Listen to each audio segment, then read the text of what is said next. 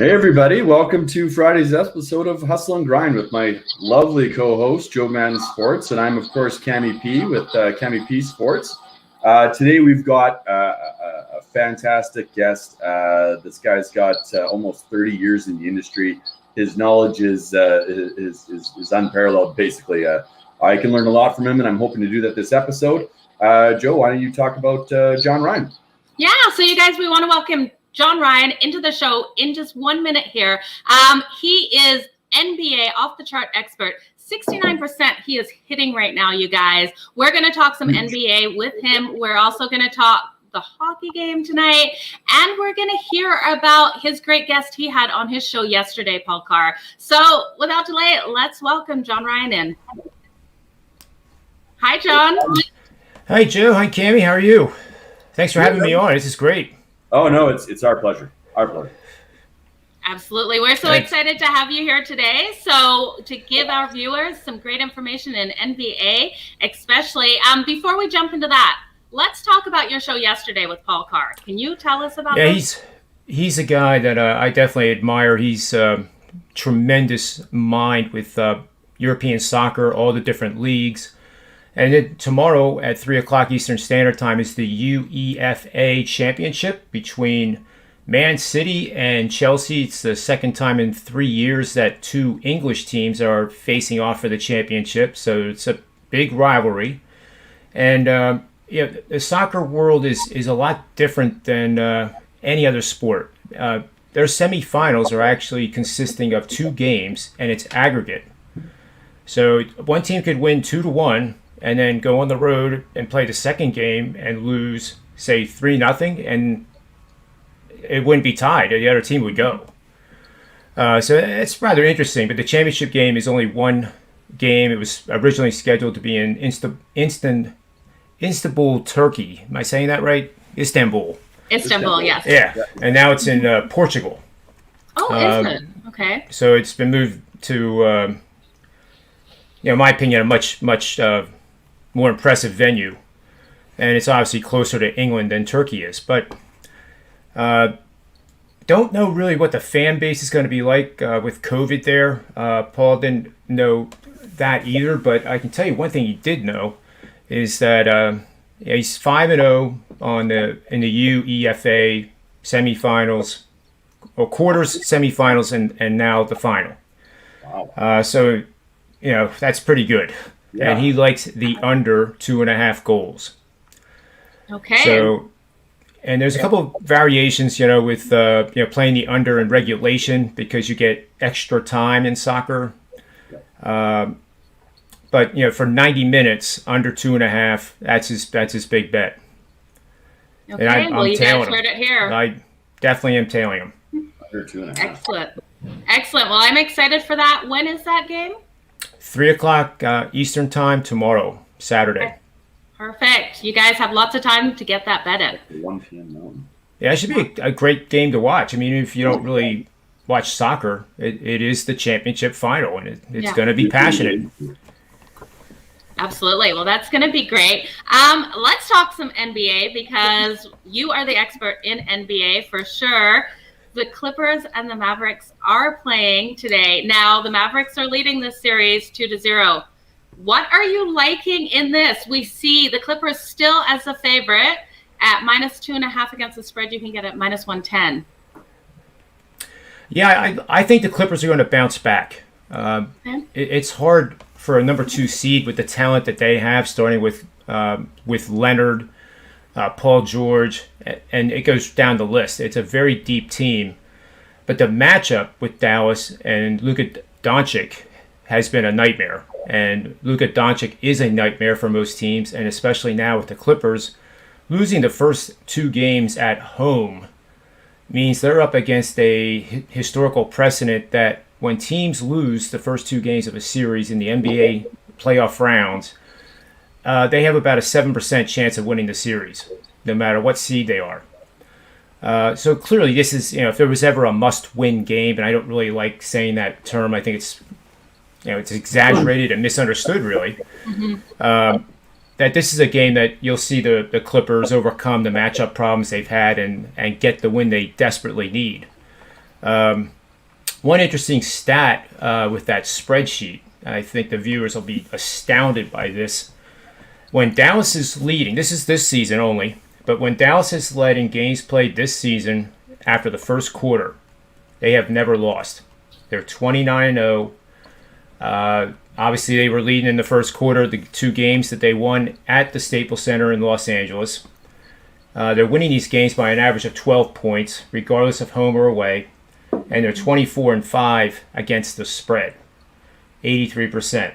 And you see on the other names of the teams on the left-hand side there, the teams that are still in the playoffs. The Knicks are 28-10 against the spread. The Wizards, which I don't think will ever have a first quarter lead against the Sixers, but they're still listed. Yeah. And speaking of the Sixers, they're 29-15 when leading after the first quarter. So I have a Wall Street background. Was a chief currency strategist at one time, and I love betting the in-game in the NBA because of the volatility of the scoring. And what I mean by that is you get big runs by both teams in just about every single game in the NBA. So you'll easily be able to play totals, for example. A lot of the shows I do over at Wager Talking Sports Memo, we're always talking about this. With a total in this game, and I'm not sure off the top of my head what this total is, but let's just use an example. It's 219.5. Okay, 219.5. Yeah. So, and it's basically Clippers -2. So that means like a 112. I'm sorry, 111, 109 Clippers win. Yeah. All right. So if you do the team total in points, it's probably going to be right around 111, 112, I would guess, in the betting market. So there's going to be a time where you'll see the live in-game go up and it'll go down. And it's usually after a run where you get the biggest volatility moves. And I'll shift to the total for the example, 219. If the pace of play averages 9 points per minute for a 3-minute sustained period of time in the game, you're going to see, and that's very high. That's a lot of scoring very quickly. Yeah. You're going to see that total in the first quarter probably jump into the low 230s. In which case, if you like the under, it's a great time to bet the under. Conversely, the pace of play slows down to 3.5 points or less for a sustained period of 3 minutes. You're going to get a total closer to the 208, 210 level. Mm-hmm. So in games that I think are going to be very volatile, which this one could be, certainly on my agenda for tonight, I'll play the middles. If I like the Clippers, that's fine. I can do 50% pre-flop and then use the price volatility of the live market lines to my advantage. Now, there are some times, like the Sixers the other night, I was trying to play. It was actually my first 10-unit play I've ever released at Wager Talk or Sports Memo, and fortunately it won. I get a little nervous when you put out, you put your neck out in the line when you step up to the plate like that. But the Sixers, won start to finish, so there was no chance for me to load up on the Sixers at, say, -2 or even pick them. So that happens, but you have to take that risk. But you do 50% pre-flop, and then let the market come to you. Don't pay more than -120 vig. If you don't get the line, you don't get it. There's going to be another bus coming around the corner in about 5 minutes anyway. And it's stupid to pay -120 or higher in-game. And I found BetMGM is probably the best mobile app of the ones that I have tested out for in-game. And it's very fair. The algorithm, I think, is a little bit different than the other places. And they, they'll have live lines that are more like -105, -110. And occasionally it'll go -120, but again, that usually comes after a team that's suffered a run by the opponent and they call a timeout. That's when you see the -120s. So I hope that makes sense. It completely makes sense. It's great information for everyone on live betting. So thank you for that. Sure. And now, go ahead. I was going to say, if you're looking at this total right now, do you have any leans on where you think this would be? It did open at 220.5, so it has dropped down that point at 219.5. My lean would be on the under, simply because the Clippers have a defensive presence. They have a lot of good defensive players, but nobody has been able to solve Luka Doncic. So they have a choice. They can double team him the second he gets the ball and force it out of his hands, which then risks a wide open jump shooter. But I think that's what you're going to see tonight. And if that's successful and they can limit Doncic's points to less than 30, that's going to go a long way to them winning the game. Some player trends coming off of game 2, Kawhi Leonard was really the only Clipper that had a good game, but he still had a negative plus-minus rating. He scored 41 in the loss. So in his career, on the teams he has played for, the teams are 8-4 against the number off a home loss in which he scored 30 or more points. The Clippers are 6-1 against the number, coming off a loss in which both Kawhi Leonard and Paul George scored 25 or more points. And I think those player trends are pretty powerful. It spells the bounce back off of a loss, and that's why I think the Clippers will find a way to get the win. And cover the spread? Yep. Okay, that's good to know. I think if I'm right on this, you'll see the Clippers possibly win by 8 or even double digits. Okay, so nice blowout win.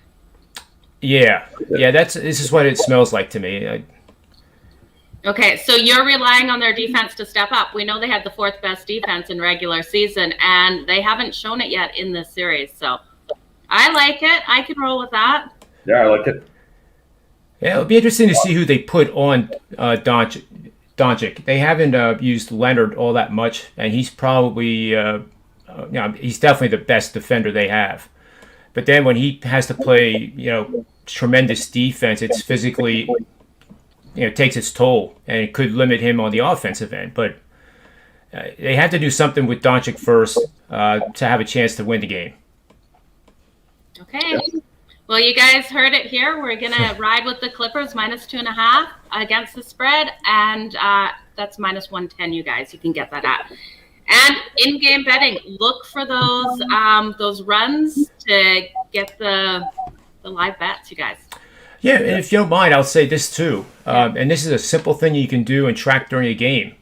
Let's say we have the Clippers at -2 tonight, and we're in the first quarter, and suddenly Dallas rips off 10 unanswered points or more.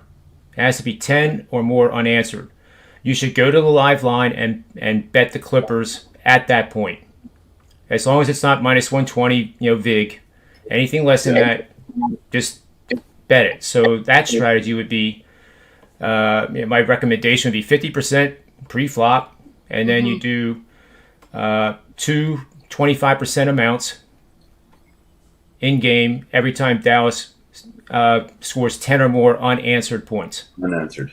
And this isn't a chasing bet. This is a bet based on you actually believe the Clippers will win, and now you're getting a better value. Correct. Okay, I like it.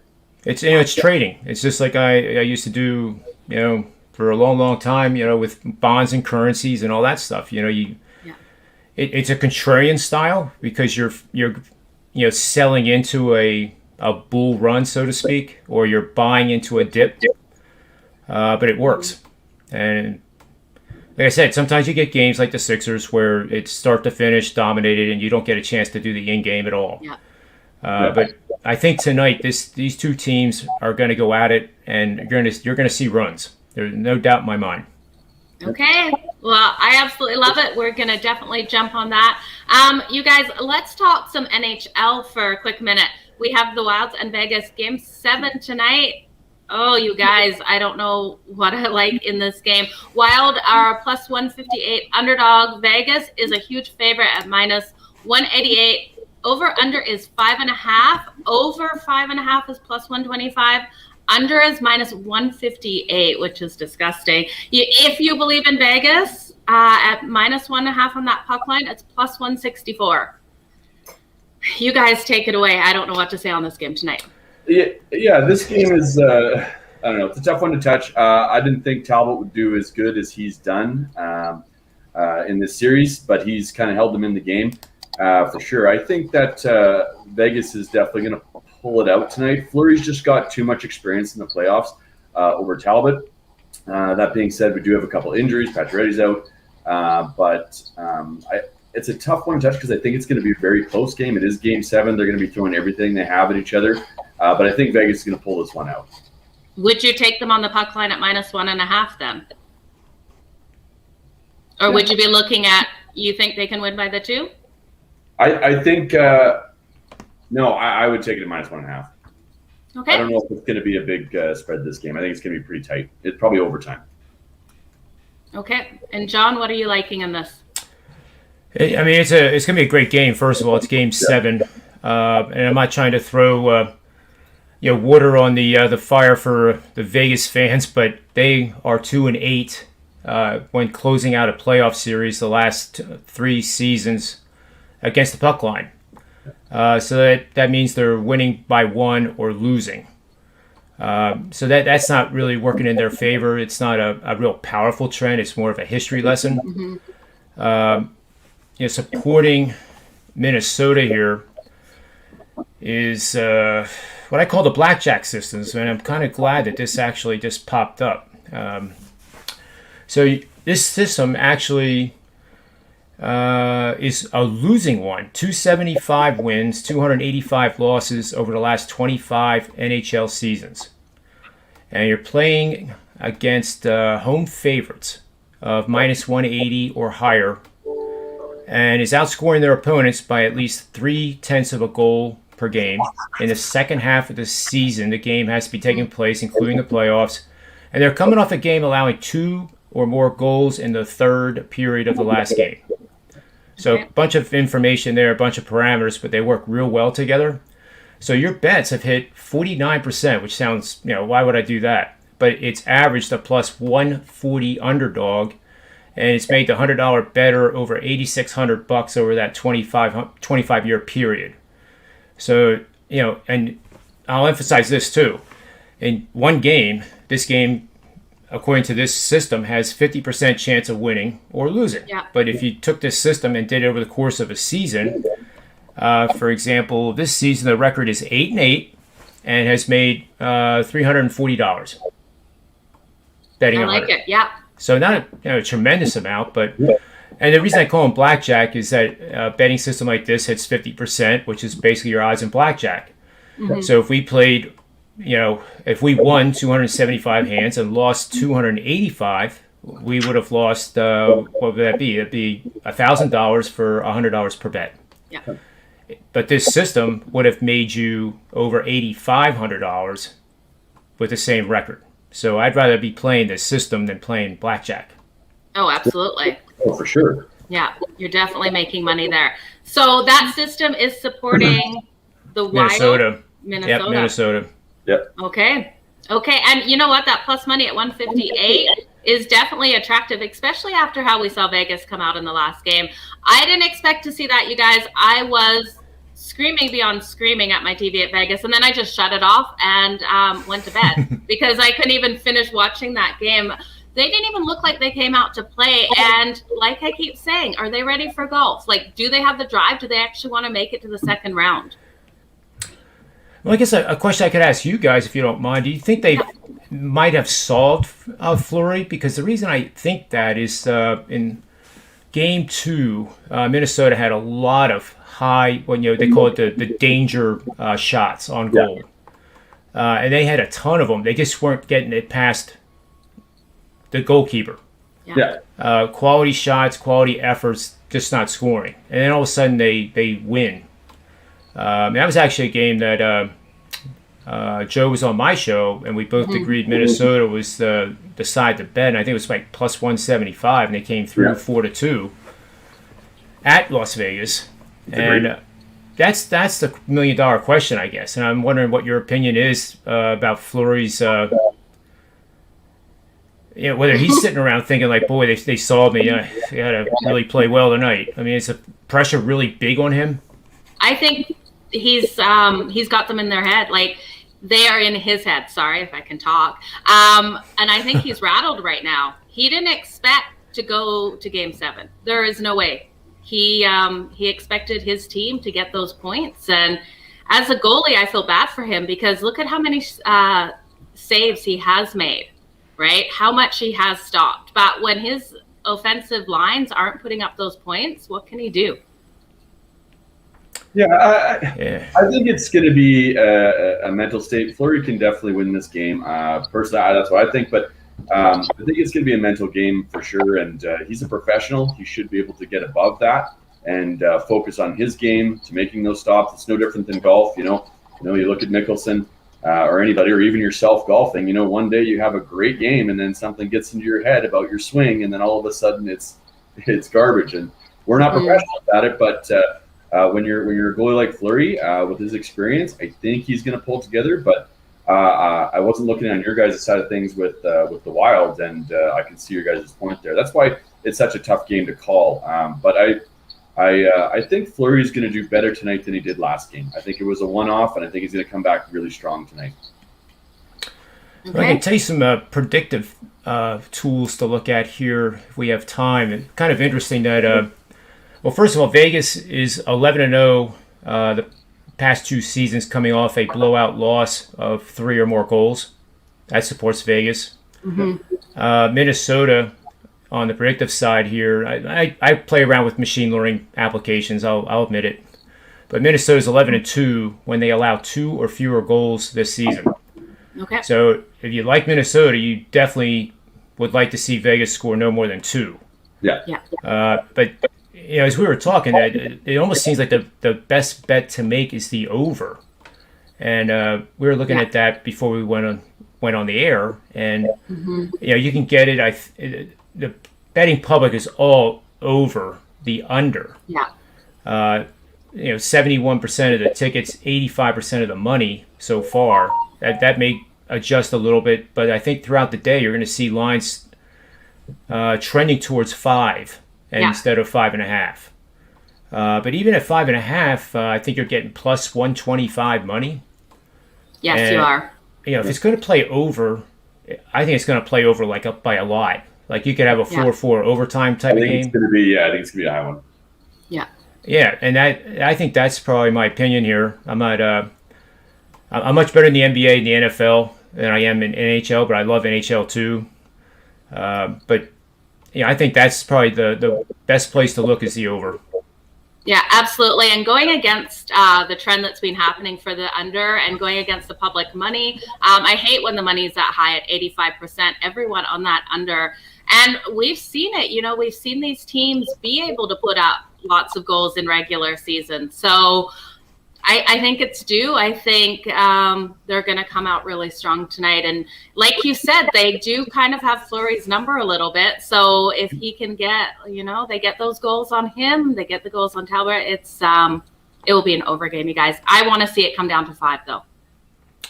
Yeah, and for what it's worth, Vegas is 13-1 when they get 32 to 36 shots on goal this season. 35-5 when they allow 2 or fewer goals. So it seems, 2 is obviously the pivot point. If they get to 2, one of the teams gets to 2, especially in the first period, it's going to go over. Absolutely. Do either of you like to do the live betting in hockey? I haven't yet, but this is a game that I'm going to watch for sure. And if I did see an opportunity, for example, if we're wrong on the 2 goals in the first period, and let's say it's 0-0, I would be real tempted to go after the over because it's probably going to be, I'm guessing maybe 4.5. Yeah. It might even be 4, but whatever it is, I would take a real good look at that if it's a scoreless first period. Yeah. Absolutely. Okay, well, that's great advice. Well, hopefully, one day at a time, right? Yeah, no, I definitely like it. You guys, is there anything else you want to talk about for today? I've got information to retain from John here. I'm good. I got it all written down. I know. I saw you taking notes. I absolutely loved it. So yeah, it's for what it's worth, I am hitting 69% in the NBA playoffs. I took the night off last night, and to be honest with you, it was good that I decided to do that because the plays I was looking at, they would have both lost. Yeah. So sometimes it's better not to make a bet and wake up and say, oh man, I should have made the bet because they won. Yeah. And if there's any indecision, you just don't do it. And it has to be with conviction. Oh, so sure. I do have a couple big plays going tonight in the NBA, and I certainly will be. You know how I feel about the hockey game, and I'll be on that as well. Yeah. So it's just one day at a time. We don't hit 69% for months and months and months. I did hit 65 in the NFL this past year, which is really good. I'm very grateful. I had a lot of luck in some of the games. I'm 18-3 in the Super Bowl, for example, and that's my little horseshoe. I could close my eyes, I think, at this point, and my team would find a way to cover the spread. But that's when you look at the analysis. There's Super Bowls that we all know that I was on the Patriots, and there was a last second play or a last second drive that nobody can predict. Nope. That helped win the game. So there is a luck factor in getting some of these high percentage streaks. And you both know that. Yeah. Absolutely. Well, John, it was an absolute pleasure having you on today. Sure. Can you tell everyone where they can find you? Sure. On Twitter, you can see it right there in the red panel, and also sportsmemo.com. And then just look under experts for John Ryan, and you'll see everything I have available. Absolutely. Well, guys, and plus, we have the shows. When is your next show, John? The next show today, I'm going to have two or three solo shows where I do an angle of the day. It's a betting system like we talked about with the Clippers. Yeah. And then at 4 o'clock is the big one. That's Manny's Pub, Manny's Irish Pub. We try to create a pub-like atmosphere. Everybody stops by, and it's casual, and we talk sports betting, sports strategies. We get off the rails a lot, but I'm told it's very funny, very amusing, but it's also getting free bets from a lot of big names. And I'm the host, so I just get to sit there and benefit from all of it. I learn a ton on that show. I really do. It's amazing to have that kind of grouping together. It's almost like a family reunion, I guess. Yeah. But that's at 4 o'clock, 4:15 Eastern time. Wonderful. Yeah, we should try to get you guys on that in the future. I'm definitely going to be tuning into it. It sounds like a pretty good time. I'll be on both shows today. Yeah, we had 6 guys on at the same time yesterday. It was borderline chaotic for a host to deal with. Well, all the best with your shows today. Thank you again so very much, Cami P. Thank you. Where can everyone find you? Oh, it's just on the it's not on the bottom there. I didn't put it in properly. It's Cami P Sports on Twitter, Cami P Sports 365 on Instagram. Wonderful. Okay, thanks, guys. Have a wonderful day, everyone. You bet. Thanks for having me.